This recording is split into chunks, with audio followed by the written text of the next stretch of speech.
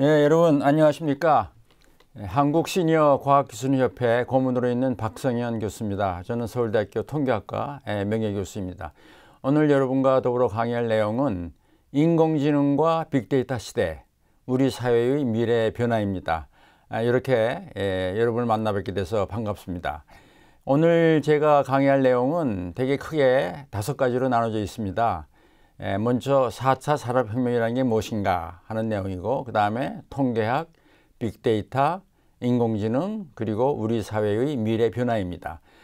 제가 특별히 여기서 통계학을 끄집어 드린 것은 이 학문이 빅데이터와 인공지능의 기초가 되기 때문에 통계학을 여기다 집어넣습니다. 그래서 이 내용에 따라서 여러분과 강의를 이렇게 하도록 하겠습니다.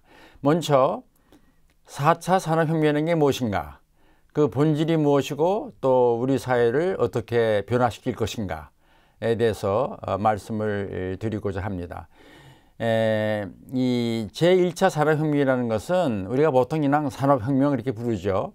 영국에서 일어난 18세기 말의 혁명인데, 소위 그 전기기관으로부터 시작된 혁명이죠. 그래서 우리가 보통 기계혁명 이렇게 부릅니다. 그리고 2차 산업혁명이 20세기 초에 미국에서 일어났죠. 전기의 발명과 더불어 일어난 혁명을 제2차 산업혁명 이렇게 부르고, 저 3차 산업혁명은 이 20세기 후반에 시작이 됐는데, 이것은 미국에서 컴퓨터의 발명과 더불어 이제 생긴 혁명이 제 3차 산업혁명입니다. 그리고 이 4차 산업혁명이라는 것이 오늘날 진행되고 있는 혁명인데, 바로 최근에 21세기에 빅데이터, 사물인터넷, 또 인공지능, AI가 인공지능이죠. 인공지능, 클라우드 이런 것들 중심으로 해서 일어난 소위 그 소프트웨어 데이터 중심의 혁명을 우리가 이제 4차 산업혁명 이렇게 부릅니다. 그래서 이 4차 산업혁명이 지금 진행 중에 있어요. 자, 이걸 요약하면 이렇게 그림을 볼 수 있습니다. 1차 산업혁명은 소위 그 우리가 기계혁명 이렇게 이제 부르고요. 또 2차 산업혁명은 우리가 이 전기혁명, 전기로부터 시작이 됐죠. 그리고 3차 산업혁명은 정보혁명, 컴퓨터의 등장과 더불어 생긴 혁명이죠. 그리고 4차 산업혁명은 빅데이터, 또 인공지능, AI, 또 사물인터넷 이런 것으로부터 시작된 혁명을 제4차 산업혁명이라고 이렇게 불러서, 그 밑에 보면 설명들이 되어 있는데, 이 4차 산업혁명에 대해서만 좀 자세히 말씀을 드리면, 여기 보시면 이 사물이나 사람이나 또는 공간을 초연결 또 초지능화해서 산업구조와 사회 시스템을 완전히 바꾼 이런 혁명을 제4차 산업혁명이라고 부릅니다. 그리고 현재 우리는 지금 4차 산업혁명에 살고 있습니다. 자, 다음으로 그러면 이 혁명의 본질이 무엇이냐, 이걸 간단히 말씀드리면요, 물리세계와 사이버세계의 융복합으로 지능 디지털 변환, 인텔리전트 디지털 트랜스포메이션 이렇게 불러요. IDX라고 부르는데, 이 세계로 바꾸는 것이 본질이다 이렇게 볼 수 있습니다. 그래서 지금 이 소위 물리세계, 우리가 보고 접촉하는 세계가 물리세계죠. 그리고 사이버 세계는 눈에 보이지 않지만 우리가 무슨 뭐 전화로 연결하거나 뭐 이런 것들이 다 사이버 세계죠. 인터넷으로 연결되는 세상.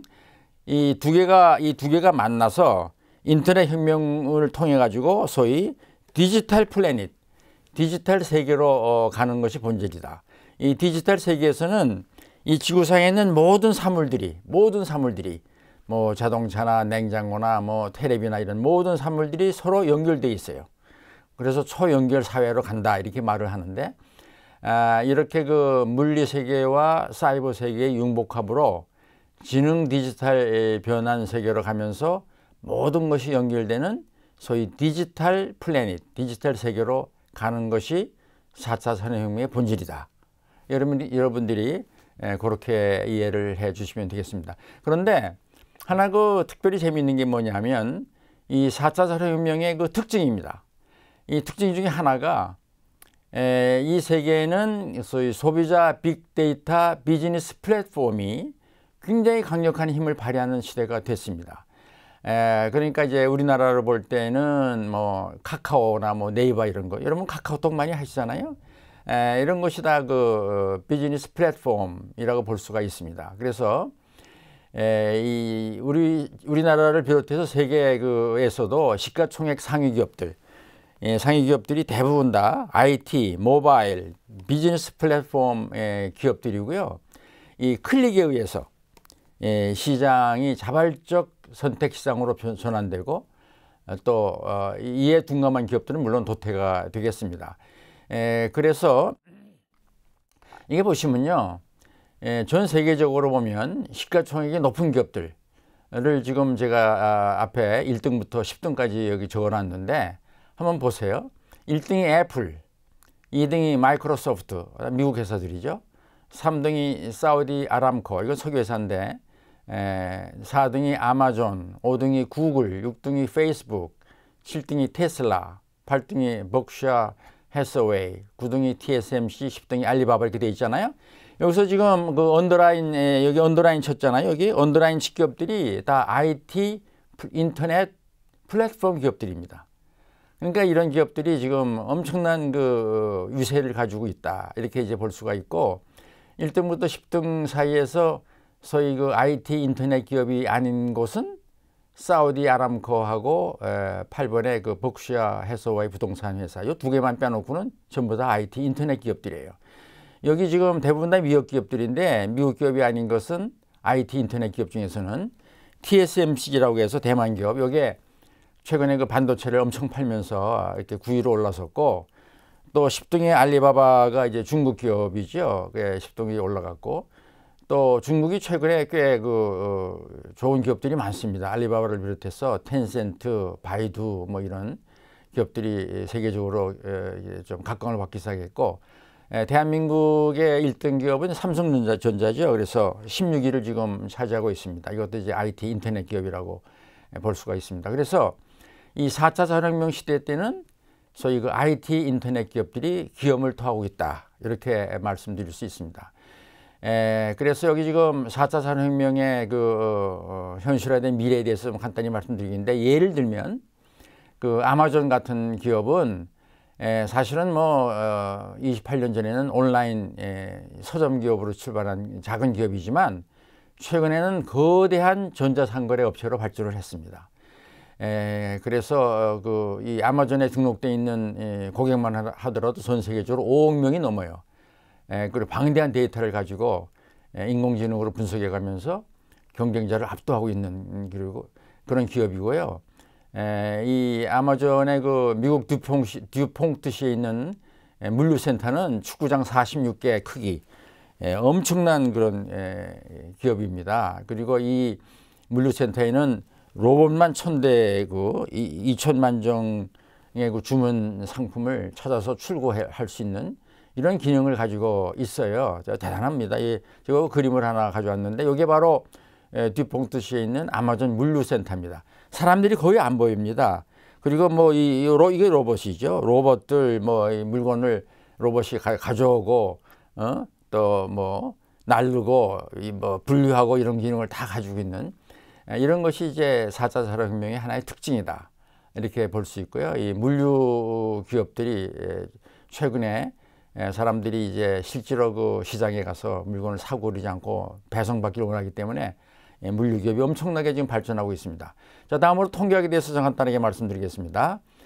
통계학은 언제 시작됐는가? 이건 오래되지 않았는데요. 원래 통계학의 유래는 그 어원, 통계학의 영어로는 스타티스틱스인데, 이 스테이트라는 말하고 티스틱스라는 말이 합성어인데요. 스테이트는 이제 국가, 민족 이런 거고요. 뒤에 있는 티스틱스는 일종의 그 정치 산술이라는 의미가 있습니다. 그래서 나라를 다스리는 데 필요한 정치 산술을 다루는 학문으로 시작이 됐어요. 오래되지 않았습니다. 처음으로 이 단어가 등재된 것이 뭐 1797년이니까. 그런데 이게 국가를 다스리는 데는 뭐가 제일 중요합니까? 결국 인구, 주택, 또 전쟁에 나와서 싸울 수 있는 사람의 수, 이런 게 중요하잖아요. 그래서 센서스가 이제 그 옛날 통계학의 근원이라고 볼 수가 있습니다. 인구조사가. 그리고 인구조사는 오래됐습니다만은 가장 그래도 그 자세한 기록은 그 구약의 민수기에 나옵니다. 그래서 구약 민수기 1장에 그 이게 1440년 BC 시내의 광야에서 이스라엘 백성의 인구조사를 했는데 20세 이상 싸움에 나갈 수 있는 남자의 수가 12지파별로 60만 3,550명이었더라. 이런 아주 상세한 기록이 구약의 민수기에 나와요. 그래서 이게 이제 이 센서스 인구조사로서는 가장 그 기록으로 오래된 상세한 그런 기록이다. 이렇게 이제 여러분이 아시면 되겠습니다. 자, 그러면 현대 통계학은 좀 달라요. 현대 통계학은 국가의 그 산수를 다루는 것을 벗어나서 지금은 그 불확실성이 내포된 데이터의 선택, 관찰, 분석, 추적 및 검증을 통해서 의사결정에 필요한 정보의 획득과 처리 방법을 연구하는 학문으로 발전을 했습니다. 그래서 이 현대 통계학의 발전은 오래되지 않았습니다. 이 20세기 초에부터 시작이 됐습니다. 그런데 하나 재미있는 것이 그 요새는 우리가 이 코로나로 많이 고생을 하고 있지만 19세기에 유럽을 강타한 그 콜레라의 원인을 규명한 그 조한 스노우라고 하는 이분이 통계학자입니다. 사실은 이분이 그 영국에서 그 브로드웨이 스트리트에 그 콜레라가 창궐할 때 그 우물들을 다 조사해 가지고 우물이 감염의 통로임을 이제 발견했어요. 여기 지금 보면 검은색 막대로 여기 보면 검은색 막대가 많잖아요. 검은색 막대로 사망자 수를 표시해서 브로드웨이 스트리트가 그 콜레라의 그 발생의 중심지다 하는 걸 알아냈고 그 원인을 찾다 보니까 이게 우물이다 하는 걸 알아내 가지고 우물에 이제 방역을 이제 해가면서 콜레라를 이제 진정시켜주는 그런 사례가 있는데 그래서 이런 그 병의 원인을 발견하고 또 대책도 마련하고 이런 데도 통계가 쓰여지는 겁니다. 지금도 마찬가지래요. 지금도 코로나에서도 통계가 많이 지금 활용되고 있다고 볼 수가 있습니다. 자, 다음에 빅데이터에 대해서 말씀을 드리죠. 빅데이터는 뭐 큰 규모의 데이터. 그러니까 기존의 데이터베이스가 저장, 관리, 분석할 수 있는 범위를 넘어서고 비정형 데이터를 포함한 큰 규모의 데이터 집합과 분석 기술 뭐 이렇게 빅데이터라고 정의를 하는데 여기서 비정형 데이터라는 것은 일정한 형식이 없는 데이터입니다. 예를 들어서 뭐 뉴스 게시물, 블로그, SNS 데이터 또는 뭐 동영상, 음악, 사진 이런 것도 다 데이터죠. 이런 걸 비정형 데이터라고 부르고 정형 데이터는 이제 어떤 형식이 딱 있는 데이터들입니다. 그래서 이 정형 데이터와 비정형 데이터를 포함한 큰 규모의 데이터 집합과 그 분석 기술을 빅데이터다 이렇게 정의하는데요. 오늘날은 워낙 데이터 홍수 시대이기 때문에 이 빅데이터 기술이 대단히 활용도가 큽니다. 그리고 이 빅데이터에 대한 그 활용 역량이 뭐냐? 크게 보면 세 가지입니다. IT 역량, 통계적 분석 역량, 또 업무에 대한 전문 역량 이렇게 나눠지는데 이 IT 역량은 물론 컴퓨터를 잘 다룰 수 있는 그런 정보 기술 역량이고 또 통계 분석 역량은 이제 통계적 방법들, 통계학에서 다루는 이런 내용들이고 업무에 대한 역량은 무슨 뭐 실제 업무에 사용되는 무슨 경영학 이론이라든가 뭐 이런 것들이죠. 그래서 이런 것들을 잘 갖추면 빅데이터에 대한 구현, 분석, 활용 역량이 있다. 이렇게 말합니다. 그런데 이거 지금 다 이렇게 이런 걸 다 같이 공부하는 게 만만치가 않죠, 사실은. 그래서 뒤에 말씀드리겠습니다만은 이 빅데이터를 연구하는 새로운 학문이 생겼어요. 그걸 우리가 보통 그 데이터 과학 또는 데이터 사이언스 이렇게 부릅니다. 이 빅데이터 역량은 뭐 엄청납니다, 지금. 여기 지금 제가 많은 걸 나열했습니다만은 우선 하나만 말씀드리면 고객 세분화를 통한 고객 만족 경영 이런 걸 볼 수 있습니다. 여러분 요새 뭐 백화점이나 이런 데 가면 여러분들이 물건을 사면 그 정보가 다 들어가잖아요. 일단 그러면 백화점 같은 데서 이제 고객들을 세분화시켜서 고객을 어떻게 만족시킬 수 있는가에 대한 연구들을 많이 합니다. 그래서 그 더 매출을 늘리고 고객 서비스를 더 좋게 하기 위한 이런 데도 이제 빅데이터가 크게 활용이 된다. 이렇게 이제 볼 수가 있습니다. 다른 것들은 여러분이 좀 보시기 바랍니다. 자, 아까 잠깐 그 데이터 과학에 대해서 말씀드렸는데 앞에 그 말씀드린 그 빅데이터 역량으로서 IT 역량, 통계 역량, 또 실무를 다룰 수 있는 역량 이렇게 말씀드렸는데 이런 것들을 다 구비한 그런 과학자를 데이터 과학자다 이렇게 이제 부릅니다. 그래서 여기 데이터 과학자에 대한 정의가 나와 있습니다만은 그런 내용이고요. 이 데이터 과학자가 갖춰야 될 지식은 앞에서 말씀드린 것처럼 IT 역량, 통계 역량, 또 경영이나 산업공 등에서 배우는 그런 역량들 이렇게 볼 수 있는데 그래서 이런 거를 다 갖추기가 지금 만만치가 않습니다. 그렇지만 이게 굉장히 중요하기 때문에 최근에 서울대학교에는 데이터 사이언스 대학원이라는 게 생겼습니다. 그래서 이 소위 빅데이터 같은 걸 다루는 데이터 과학을 연구하는 그런 이제 대학원이 이제 생겼습니다. 앞으로 이제 이런 대학원이 많이 생길 겁니다. 또 요새 또 인공지능 대학원도 생겼는데 그 인공지능 대학원도 사실은 뭐 비슷하게 빅데이터도 같이 다루죠. 그래서 이런 것들이 새로 뜨는 4차 산업혁명 시대에 새로이 부상하는 학문들이다. 이렇게 이제 여러분이 보시면 되겠습니다. 자, 다음으로 인공지능에 대해서 좀 말씀을 드리겠습니다. 인공지능이 게 뭐냐?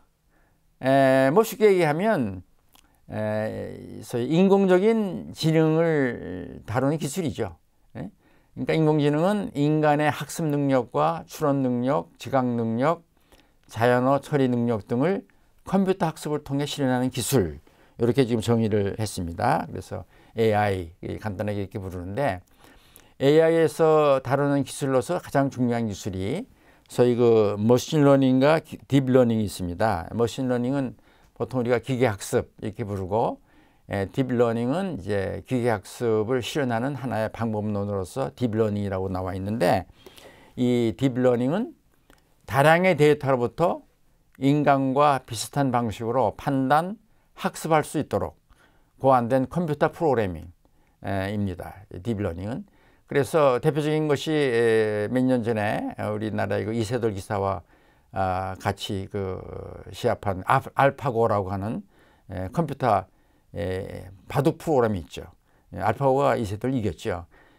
이건 딥러닝에 의해서 공부를 해가지고 알파고라는 그런 인공지능 바둑 프로그램을 만든 겁니다. 대단한 겁니다, 이게 사실.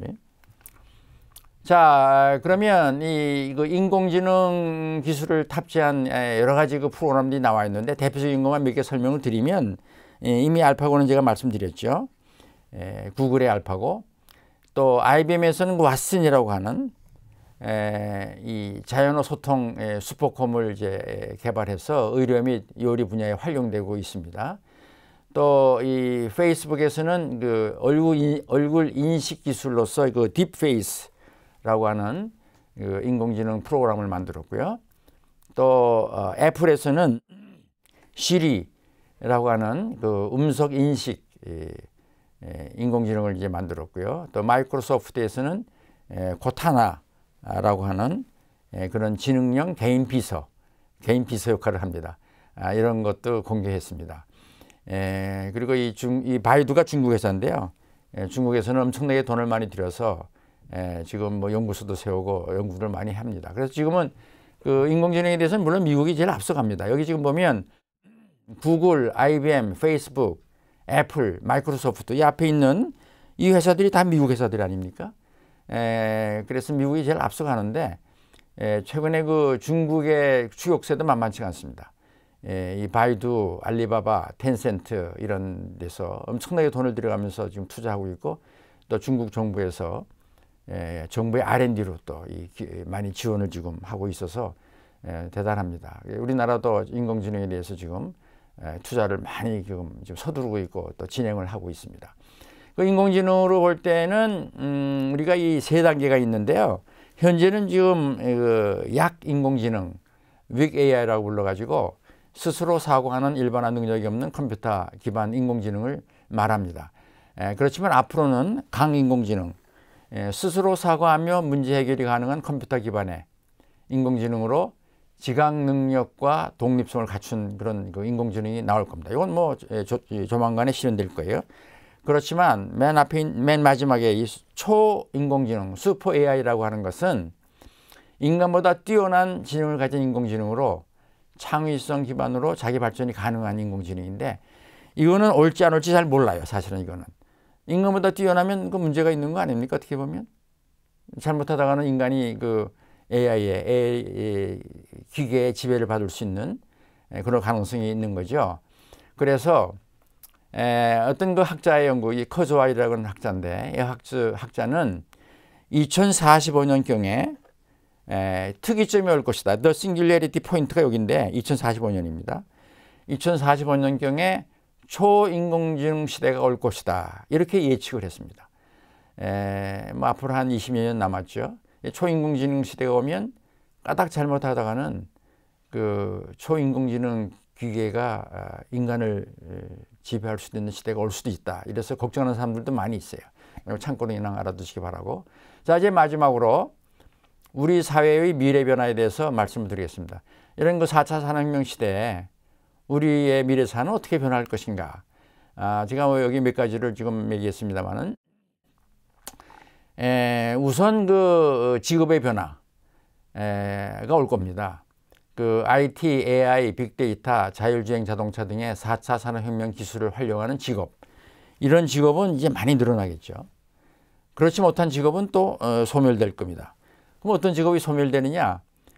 결국 그 별로 지능을 쓰지 않고 뭐 일상적으로 반복되는 그런 간단한 일들, 뭐 청소하는 일들이나 이런 것들이죠. 그런 것들은 이 IT, AI, 빅데이터 이런 거 활용이 안 되잖아요. 그런 직업들은 이제 소멸될 거고, 그렇지 않은 직업은 또 많이 늘어날 겁니다. 그래서 많이 소멸되고 많이 늘어나고 이러면서 이제 직업의 변화가 생길 거고, 또 대학 학과의 변화도 생길 겁니다. 아까 말씀드렸습니다만은 데이터 사이언스 학과라든가 인공지능 학과라든가 이런 것들이 많이 생길 거예요. 이건 뭐 틀림없는 현상입니다. 왜냐하면 그런 시대가 지금 오고 있기 때문에. 그래서 이 데이터와 소프트웨어 기반의 학문들, 이 데이터 사이언스, 데이터 과학 또는 인공지능 이런 것들은 다수 생길 것이다. 이렇게 볼 수 있고요. 그 다음에 국가 경쟁력에도 변화가 생깁니다. 이런 그 4차 산업혁명이 앞서가는 나라들은 자연히 국가 경쟁력이 커지는 거죠. 그래서 과거에는 땅과 천연자원, 그러니까 인구 이런 게 많으면 강한 나라였지만, 이제 앞으로는 그 기술, 특허 이런 데서 이제 앞서가는 나라가 강한 나라다. 이렇게 볼 수가 있습니다. 그래서 우리 한국도 이 강한 나라가 될 수 있길 바랍니다. 또 사회인식의 변화도 생길 겁니다. 이 삶의 질도 지금 모든 게 이제 클릭에 의해서 이제 모든 게 좌우되는 그런 사회가 되잖아요. 그래서 이 삶의 질이 자꾸 중시되는, 또 개인의 자유가 중시되는 이런 그 사회인식이 될 것이다. 그래서 사회가 변해가는 거죠. 그러니까 이런 그 우리 사회의 미래 변화, 이게 이미 시작이 됐고 또 앞으로 더욱 심화될 것이다. 이렇게 이제 말씀드릴 수 있겠습니다. 자, 이제 끝맺으면서 말씀을 드리겠습니다. 사실 그 영국에서 1차 산업혁명이 일어났잖아요. 그러면서 이제 서양이 상당히 앞서가기 시작했죠. 영국을 중심으로 해서 뭐 독일, 뭐 스페인, 네덜란드 이런 나라들이 앞서가고, 결국은 이제 그 다음에 미국으로 연결되면서 서양이 이 세계의 주도권을 가지면서 이제 왔습니다만은, 최근에는 이제 동양이나 한국 이런 데서도 4차 산업혁명에 대해서 관심이 많습니다. 중국, 일본, 한국 뭐 등등. 그래서 이거는 뭐 앞으로 두고 볼 일이에요. 그래서 동양과 한국도 앞으로 치고 나갈 수 있기를 저는 바랍니다. 그리고 우리가 모두 데이터와 소프트웨어 기반의 4차 산업혁명 기술, 우리가 지금 공부한 그 빅데이터나 인공지능이라든가 이런 것들 적극적으로 참여해서 미래를 준비해 나간다면 대한민국이 21세기 글로벌 리더 국가가 될 수 있을 것이다. 저는 이렇게 생각합니다. 그래서 아직은 미미하지만 2030년, 40년 이렇게 되면서 대한민국이 글로벌하게 넘버 7, 또 넘버 4 이렇게까지 갈 수도 있어요. 그것은 온전히 4차 산업혁명을 우리가 얼마큼 잘 받아들여서 발전하느냐, 여기에 달려 있다고 생각합니다. 여러분 오늘 공부가 좀 도움이 됐는지 모르겠습니다. 이상으로 제 강연을 마치겠습니다. 여러분 감사합니다.